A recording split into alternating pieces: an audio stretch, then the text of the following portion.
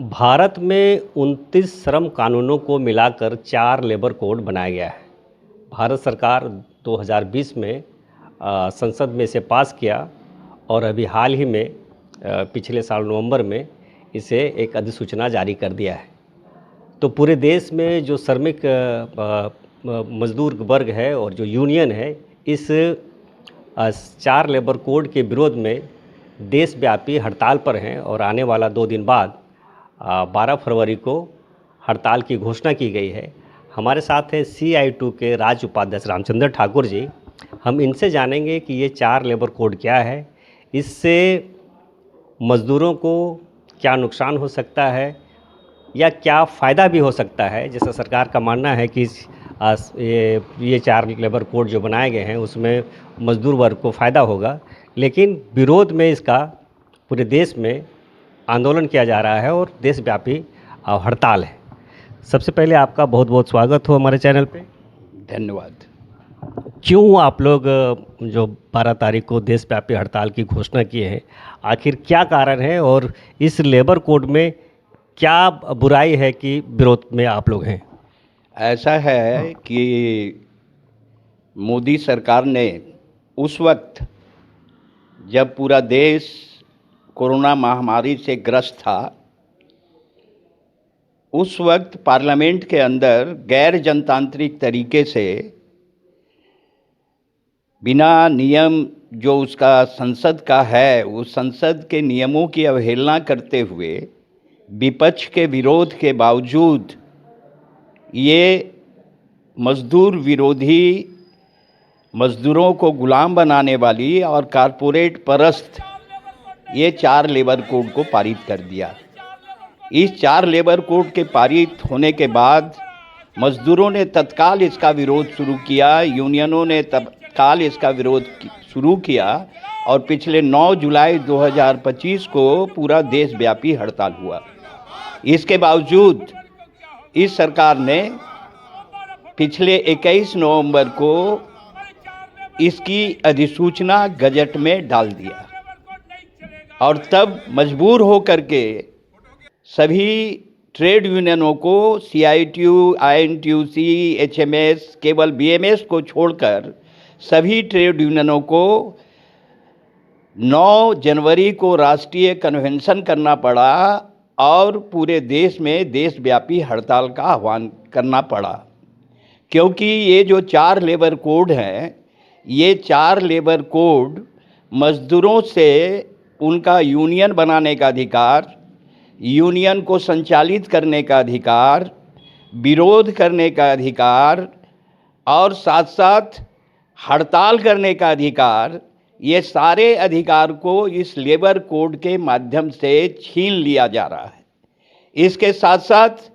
बहुत संघर्ष के बाद जो मजदूरों ने 8 घंटा काम का अधिकार पाया था कि 8 घंटा काम, 8 घंटा आराम और 8 घंटा मनोरंजन का अधिकार होगा, तो इस सरकार ने ये तय कर दिया कि काम का घंटा अगर एप्रोप्रिएट गवर्नमेंट चाहेगी तो उस काम का घंटा को 12 घंटा बढ़ाया जा सकता है। तो इसीलिए तमाम ट्रेड यूनियंस इस हड़ताल की तैयारी में लगे हुए हैं और पूरे देश भर में ये हड़ताल होने जा रहा है। तमाम असंगठित और ठेका मजदूरों के लिए ये जो है उनको श्रम कानूनों से वंचित करने का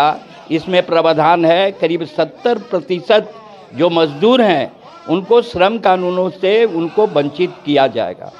अभी एक सवाल है कि जैसे वो सरकार का कहना है कि अब न्यूनतम मजदूरी तय हो गया है और समय पे भुगतान करना है, इससे मजदूरों को फ़ायदा होगा। ऐसा है कि न्यूनतम मजदूरी के बारे में जो सरकार ने इस लेबर कोड में कहा है कि पूरे देश भर में एक प्रकार का मजदूरी होगा, एक प्रकार का न्यूनतम मजदूरी होगा, लेकिन सच्चाई ये है कि उन्होंने जो इस संदर्भ में जो फ्लोर लेवल जो वेज तय किया है, वो फ्लोर लेवल वेज केवल 178 रुपया है, जबकि पूरे देश के हर एक राज्य में मिनिमम वेज इससे कहीं ज़्यादा है। इसलिए ये वेज को इस आधार पर बढ़ाना नहीं चाहते हैं, बल्कि जो हर एक राज्य के सरकारें जो मिनिमम वेज बढ़ाती हैं उन पर लगाम लगाने जा रहे हैं और उनका वेज घटाने जा रहे हैं। तो मुख्यतः क्या क्या नुकसान हो सकता है? इसमें पहला तो नुकसान ये है कि मज़दूरों को जो है हड़ताल का अधिकार नहीं होगा,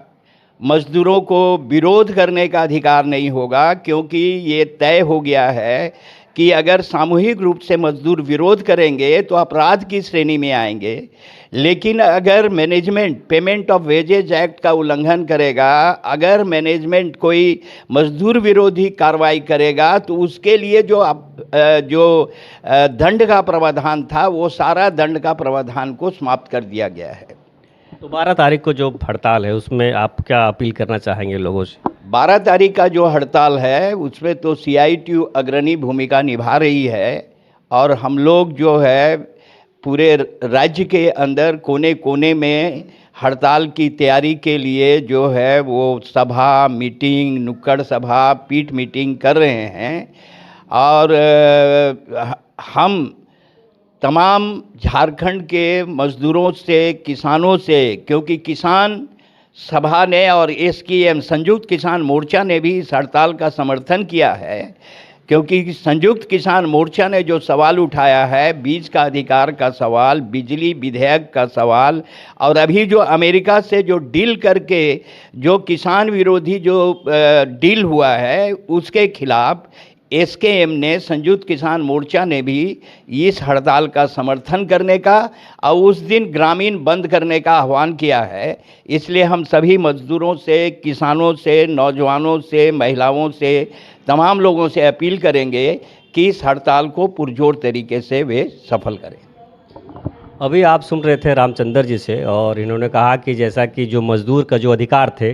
सच में हम लोग आज़ादी से पहले देखते हैं कि 14 घंटा और बंधुआ मजदूरी की तरह लोगों से काम कराया जाता था, लेकिन जब से लेबर लॉ आया उसके बाद से मज़दूरों को 8 घंटा काम करने का मौका मिलता था। लेकिन ये लेबर कोड फिर से एक बार 12 घंटा 14 घंटा काम कराने का नया कानून लेके आए हैं, ऐसा इनका मानना है। इसी के विरोध में पूरे देश में देशव्यापी हड़ताल का आह्वान किया गया है। आप देख रहे थे झारखंड न्यूज़ लाइव, मैं हूँ अनंत कुमार।